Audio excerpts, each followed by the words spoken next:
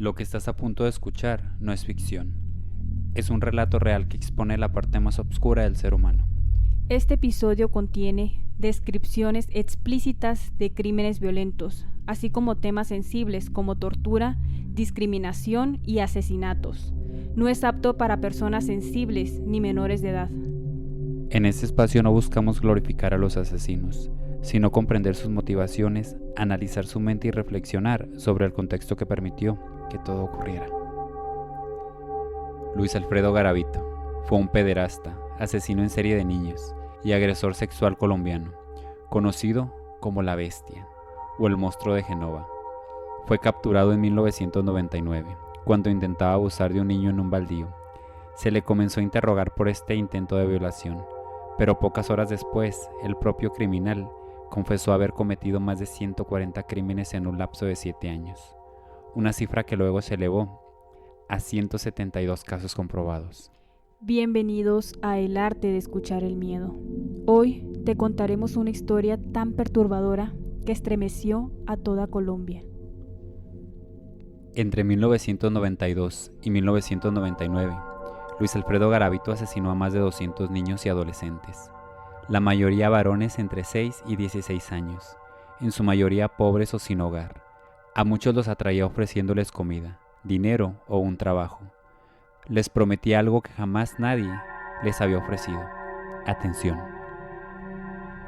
Al perpetrar cada crimen, Garavito se tomaba desde un sorbo hasta media botella de aguardiente o brandy.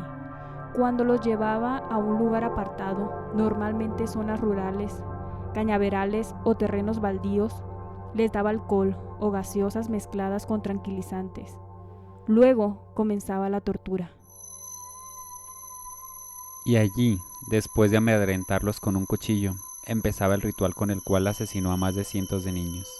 Los investigadores dicen que mientras abusaba de cada niño, le iba propinando puñaladas, entre otras aberraciones, y finalmente les hacía una cortada profunda en el vientre o en el pecho para que se desangraran, e incluso los degollaba. Era un patrón que se repetía una y otra vez, con una precisión casi ritual. Después de cada crimen, Garavito rezaba, pedía perdón y luego volvía a hacerlo. En algunos casos puntuales, relató cómo sucedieron los hechos. Voy al hotel a las 9 de la noche. Empiezo a sentir esa fuerza extraña que me domina. Saco el cuchillo. Consigo unas cubayas. Llevo licor y me dispongo a andar por diferentes calles aledañas a la galería. Había un niño llamado Julián Pinto. Él estudiaba en Sena, donde había ido a vender ambientadores el año pasado. Estaba vendiendo tintos. Le hablo, lo convenzo para que me acompañe. Deja su termo y se va conmigo. Lo introduzco en el cañaduzal, lo amarro, lo acaricio y después lo violo. Julián Pinto grita, lo acaricio, él sigue gritando y posteriormente lo mato. Me acuerdo tanto de ese niño por una situación. En este sitio hay una cruz. Regreso para el pueblo y de un momento a otro siento una voz que me dice: eres un miserable, no vales nada. Regresé y miré lo que había hecho. En ese momento me arrodillé, me arrepentí y enterré el cuchillo. Practiqué ritos satánicos con menores que asesiné. Lo hice a mi manera, pero no quiero explicar cómo lo hice. Yo hice un pacto con el diablo. Nunca se supo exactamente cuántos chicos violó y mató, no porque quisiera ocultarlo, sino porque a veces la memoria le fallaba. La justicia colombiana lo condenó por 172 crímenes, perpetrados entre 1992 y 1999, aunque Garavito tenía sus propios cálculos que llegaba a un poco más de 200, y los investigadores aseguraban que si a eso se le sumaban los casos de Venezuela y Ecuador, eran más de 300. Cuando Garavito terminaba de abusar sexualmente y asesinar a sus víctimas, nunca huía enseguida. Permanecía junto al cuerpo, lo observaba, en algunos casos hablaba solo, murmurando oraciones o frases religiosas. Luego comenzaba a acomodar el cadáver. En la mayoría de las escenas del crimen, los cuerpos fueron hallados desnudos o semidesnudos, con la ropa cuidadosamente doblada y colocada a un costado. Algunos presentaban heridas post-mortem, lo que indicaba que Garavito continuaba su ritual, incluso después de la muerte. Los forenses encontraron en muchos casos que los cuerpos tenían cortes en los genitales, el pecho y el abdomen. Había signos de mutilación parcial, en especial en los dedos, oídos y órganos sexuales. Los cuerpos quedaban alineados boca abajo o en posición fetal, como si Garavito intentara ordenarlos. A veces cubría los restos con ramas, piedras o con la misma ropa de la víctima. También solía dejar cerca del cuerpo botellas de licor, cigarros y envolturas de dulces, objetos que había usado para ganarse la confianza del niño o para desinhibirlo antes del ataque. Durante sus confesiones, Garavito explicó que esos rituales eran una especie de liberación espiritual para él. Decía que el mal salía cuando el niño moría y que debía asegurarse que su alma no lo siguiera. Por eso los acomodaba con tanto cuidado, incluso hablándoles o rezando por ellos. Los psicólogos interpretaron este comportamiento como una mezcla de culpa, fetichismo y sadismo ritualizado. Garavito no solo mataba, recreaba su propio trauma una y otra vez, intentando dominar aquello que alguna vez lo dominó a él. Esos detalles repetitivos, la forma de colocar los cuerpos, las sogas, las botellas, los dulces, fueron lo que permitió a los investigadores conectar los casos y darse cuenta que estaban frente a un único asesino serial. Su patrón era tan constante que los peritos podían reconocer su firma sin necesidad de verlo. ¿Quién era Luis Alfredo Garavito? Luis Alfredo Garavito nació el 25 de enero de 1957 en Génova, Quindío, Colombia. Era el mayor de 7 hermanos, hijo de Manuel Antonio Garavito y Rosadelia Cubillos. En su infancia no hubo juegos ni risas, solo una rutina marcada por el alcohol, la violencia y el miedo. Su padre era un hombre agresivo, alcohólico que golpeaba brutalmente a su madre, a él y a sus hermanos. Su madre, por su parte, era una mujer ausente, que solía entregarse a las relaciones extramatrimoniales frente a sus hijos. Luis creció viendo a su madre traer hombres a la casa, mientras su padre borracho los insultaba y golpeaba. Desde muy pequeño, Garavito aprendió 2 cosas: que el dolor era parte de la vida y que la humillación podría transformarse en poder. A los 5 años, su padre lo obligaba a mirar cómo golpeaba a su madre, y si lloraba, también lo golpeaba a él. Debido al conflicto armado en curso en Colombia en ese momento, la familia se mudó a Ceilán, Valle de Cauca, antes de que Garavito ingresara a la escuela primaria. Estudió hasta 5º año de primaria en el Instituto Agrícola, en el corregimiento de Ceilán. Posteriormente comentó que tuvo la desgracia de pertenecer a una familia que pasaba el tiempo discutiendo, peleando y lanzando palabras de gran calibre. Alegó haber sido atado a un árbol a los 6 o 7 años y golpeado con un machete, y de sufrir otros abusos como ser agredido con un palo macizo durante horas. Varios de estos abusos se dieron por intentar defender a su madre, a quien Manuel golpeaba durante el embarazo. Debido a la naturaleza espontánea del abuso físico, los niños a menudo se escondían cuando su padre regresaba del trabajo a casa. Mientras dormían en la misma cama de su padre, Garavito especuló que pudo haber sido acariciado en algunas ocasiones. Se sabe que fue víctima de abuso sexual a los 13 años de edad. Garavito fue menospreciado como imbécil, bastardo y otras ofensas por su padre, de quien según él nunca tuvo una buena palabra para él, y únicamente traía a su hijo con él por motivos laborales y para hacer recados. Asistía a la escuela Simón Bolívar en Ceilán. Al principio era colaborador y alegre, pero con frecuencia otros niños lo ridiculizaban e intimidaban. Los maestros de Garavito notaron su deseo de aprender. Entraba en conflicto con su extrema frustración por la incapacidad para comprender las materias, apodado Garabato, por sus gafas y naturaleza tímida por sus compañeros. Garavito se sentía inseguro de sus gafas y finalmente prefirió jugar solo en el recreo. Rápidamente hacía berrinches y reaccionaba violentamente hacia los estudiantes que lo perseguían y se burlaban de él. A pesar de los violentos conflictos, sus profesores no hicieron ningún intento de intervenir. Esto angustió a Garavito, quien acumuló resentimiento hacia sus padres denigrantes y envidia hacia sus compañeros de hogares estables. Alrededor de 1968 dejó la escuela en 5º grado debido a la mala memoria y a la insistencia de su padre en ganar dinero para mantener a la familia. Esto consternó a Garavito, a quien su padre también le prohibió tener amigos o novia.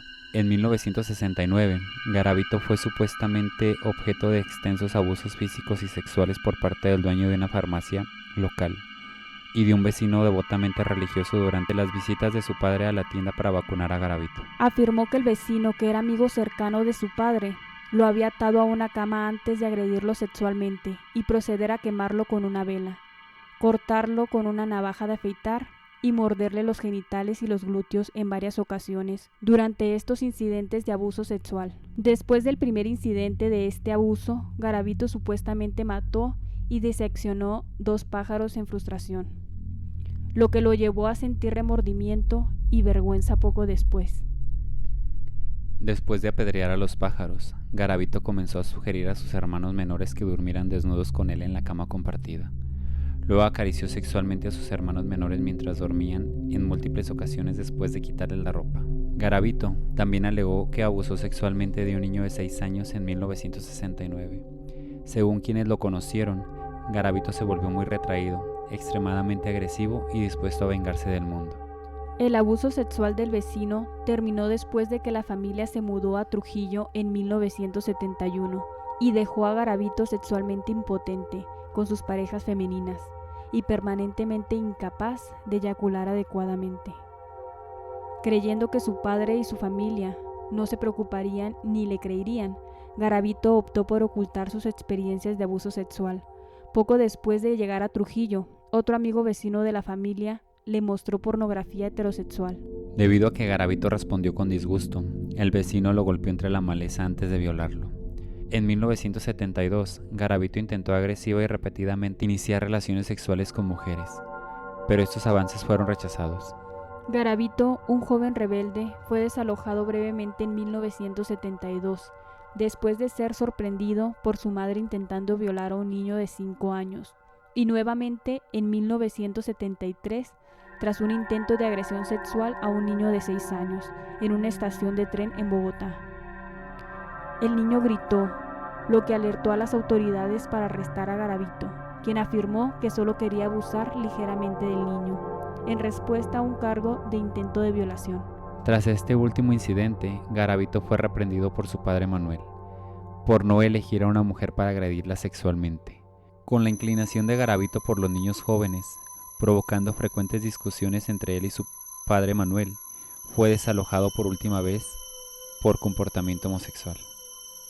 Durante su vida adulta, Garavito tuvo trabajos informales y mal pagados. Nunca logró mantener estabilidad laboral ni personal.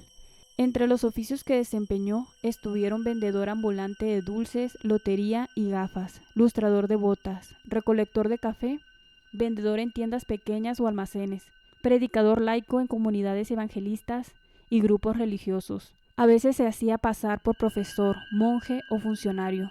Eso le servía más adelante como método de camuflaje para acercarse a sus víctimas. Garavito sufrió síntomas de psicosis, paranoia y depresión, y comenzó a abusar sexual y compulsivamente de niños y niñas, desarrollando una preferencia casi exclusiva por los niños pubertos. Debido a la depresión y los sentimientos suicidas relacionados con la falta de logros, expresó su deseo de formar una familia. En estado de ebriedad, Garavito insistía en tener relaciones con sus parejas femeninas.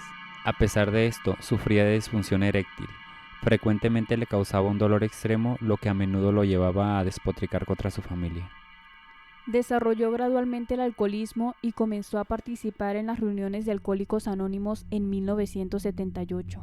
Garavito también se convirtió a la fe pentecostal y trabajó como dependiente en una tienda, donde volvió a encontrar a su primera novia, Luz María. Alejándose de su familia, solo era cercano a su hermana mayor, Esther, quien lo evitaba debido a su alcoholismo. Garavito también sentía resentimiento hacia sus hermanos menores por defender a su padre, quien, en su opinión, los había favorecido en gran medida en la infancia. Después de su frecuente asistencia a los servicios de la iglesia local, en los que con remordimiento se golpeaba el pecho durante la oración, asistió a reuniones de Alcohólicos Anónimos y ocasionalmente visitó a psiquiatras antes de terminar su día frecuentando el Parque de Valencia para contratar los servicios de prostitutas infantiles. Garavito nunca se casó oficialmente, pero tuvo varias parejas. Se sabe que vivió con una mujer llamada Geraldine Hernández, quien tenía un hijo pequeño. Durante un tiempo, el niño lo llamaba papá, aunque luego fue acusado de haber tenido comportamientos inapropiados hacia él. Su pareja lo describió como celoso, temperamental y muy religioso, pero también amable y servicial cuando no bebía. Esta doble cara era una constante, pasaba de devoto y cariñoso a agresivo y oscuro con rapidez. Descubrió que las mujeres podían ser un camino hacia los niños. Buscaba a las que tenían niños, las cortejaba o se hacía amigo de ellas. Y en la primera oportunidad que se le presentaba, trataba de abusar de los chicos. Cuando lo descubrían, lo echaban, pero extrañamente ninguna lo denunció. Perfil psicológico. Antes de pasar al perfil psicológico del caso, quiero dejar claro que no somos psicólogos ni psiquiatras. Lo que compartiremos a continuación proviene de una investigación basada en documentos, testimonios y fuentes criminológicas.